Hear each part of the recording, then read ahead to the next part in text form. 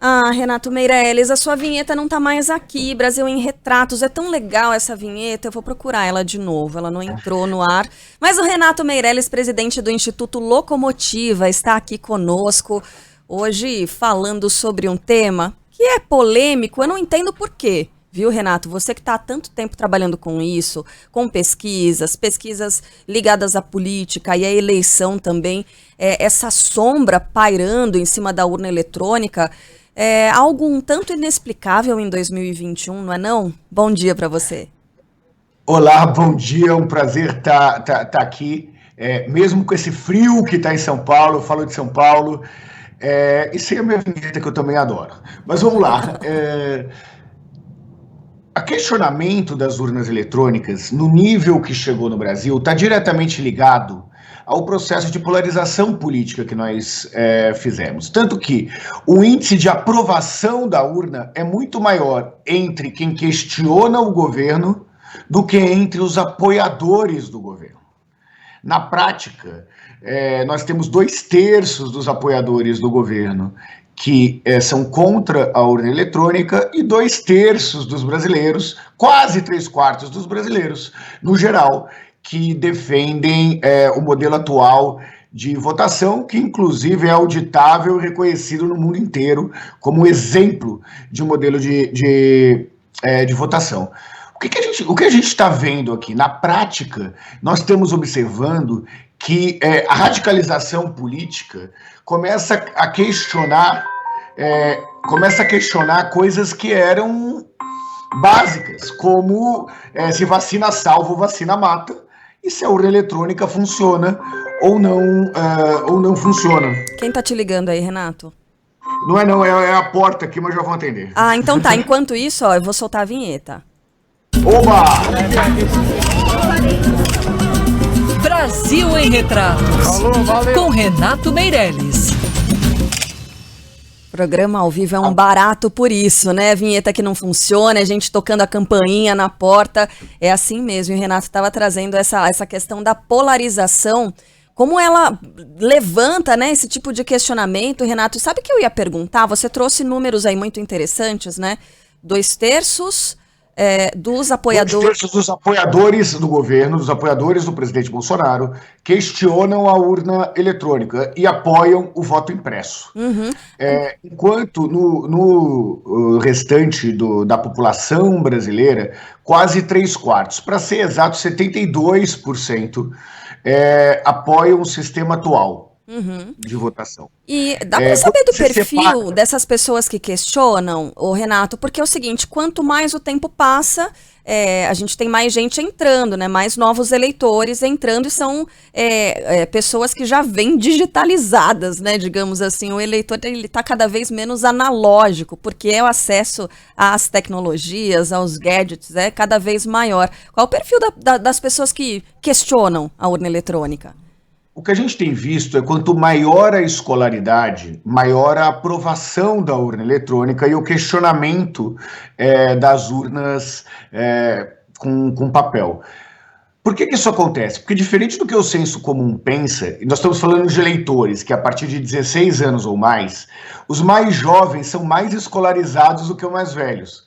Quando eu falo os mais escolarizados, em geral, as pessoas pensam nos mais velhos, mas não é isso que acontece no Brasil, porque o processo de universalização do ensino é recente. Então, imagine o seguinte, nas classes C, D e E, 80% dos estudantes estudaram mais do que os pais. Então, na prática, os mais jovens têm uma escolaridade maior e são contrários ao processo de mudança da nossa votação, de fim da urna eletrônica no modelo que nós conhecemos hoje. Pois é, nossa, esse número ele é bem expressivo, impactante. 80% dos jovens dessas classes C, D e E têm mais escolaridade que os pais basicamente trabalham para conseguir garantir educação para essas pessoas, né? Que exatamente, pode ser o tema da nossa próxima coluna, gostei. Boa. É um retrato do nosso país, mas voltando aqui para a urna eletrônica, o valor da democracia para os brasileiros, Renato Meirelles, qual é? Olha, o que nós temos observado, não só nas pesquisas do Instituto Locomotiva, mas pesquisas em outros institutos, como o Datafolha, por exemplo, a defesa da democracia é um valor. Hoje, 3/4 dos brasileiros defendem a democracia. Esse número já foi menor. Mas vamos entender que se eu tenho 25% que são contra a democracia, significa que o resultado da eleição pode ser questionado por um grupo considerável. Nós temos muito que aprender com o processo de eleição norte-americano, que, por sinal, é menos rápido do que o nosso, mais demorado e mais questionável do que o nosso.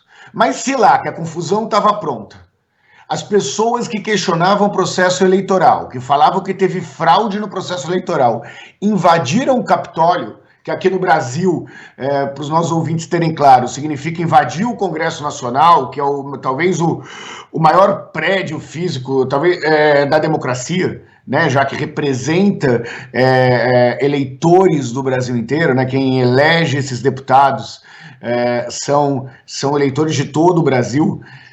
Significa que 25% pode dar trabalho demais para a manutenção da democracia se o resultado da urna for questionado. Pois é.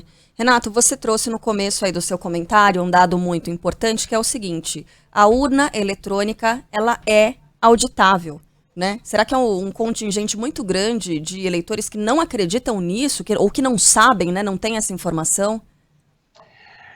A discussão sobre a urna eletrônica tem muito pouco ou quase nada de verdade factual, né? São factoides que estão sendo utilizados para que, caso o resultado da eleição não seja favorável àqueles que defendem a impressão no papel, aqueles que são contrários à urna eletrônica, já tem uma narrativa de saída.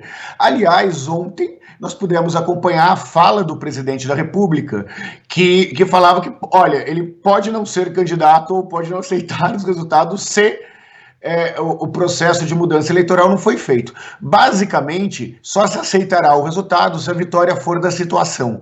É essa narrativa que está procurando ser construída e que, cá entre nós, não é nem um pouco diferente da que foi utilizada pelo ex-presidente Donald Trump quando ele questionou os resultados da eleição norte-americana. Sempre que eu tenho oportunidade por aqui, Renato, porque esse microfone é muito poderoso, né? Eu gosto de lembrar isso que você disse, né, que o presidente americano Donald Trump fez isso, questionou a eleição, mas ele mesmo não fez muito mais do que sentar aquele popô carnudo, né, na cadeira e entrar no Twitter e escrever. E aí outras pessoas que são eleitores ou defensores do Trump, não sei direito como classificar, é que invadiram o Capitólio, é que promoveram toda aquela bagunça que acabou com 5 mortes, e aí é sempre bom lembrar que uma dessas pessoas era um agente de segurança, né? Normalmente são pessoas que defendem a segurança, defendem os policiais e tudo mais, né? São contra a criminalidade, mas acabaram cometendo crimes gravíssimos nessa invasão, enquanto Donald Trump ficou ali sentadinho, sem fazer nada disso. Então, para as pessoas que às vezes se sentem até motivadas, né, a aceitar, responder algum tipo de chamada, é bom a gente lembrar isso, né? Que os mais favorecidos, entre aspas, né, as pessoas que costumam criar esse tipo de situação, não vão fazer muito por isso não, né? A ação vai ficar na mão das outras pessoas, Renato. Quem paga o pato corre o risco de vida ou corre o risco de ser preso, e, em geral, são massa de manobra dessas pessoas que se escondem atrás de fake news, de rede social ou de uma falsa informação para tentar manter uma narrativa. Agora, um pouco depois do processo do Capitólio, nós no Instituto Locomotiva realizamos uma pesquisa que trabalhou basicamente com 2 pontos.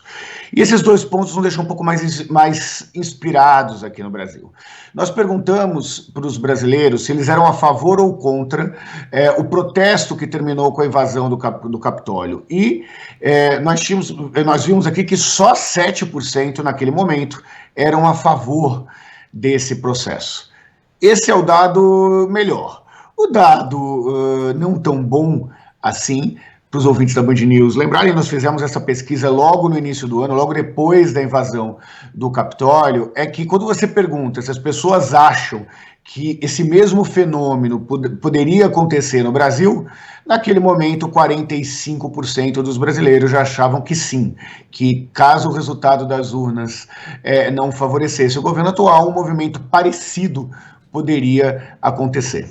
Ah, não, pelo amor de Deus, é muito trabalho pra gente, né, Renato? A gente não quer ver isso, não. Tem que trabalhar nessa cobertura e não vai dar certo. A democracia é uma conquista histórica no Brasil. A defesa das instituições é uma conquista histórica. Agora, imagine o seguinte, se o número de brasileiros armados cresceu 3 vezes, e esses brasileiros armados, que com a mudança e a flexibilização da legislação de porte de arma, são exatamente aqueles que questionam a urna eletrônica, nós podemos efetivamente ter um problema, se isso desde já não for trabalhado pelas instituições democráticas. Isso tem que ser combatido, porque senão nós corremos o risco de ter, como vimos nos Estados Unidos, uma invasão armada, caso o resultado, no Congresso Nacional, caso o resultado das urnas seja questionado. Pelo amor de Deus, era só o que faltava, né? A gente se preocupar com guerrilha no Brasil. Não, isso não vai acontecer. Vamos trabalhar para isso, Renato.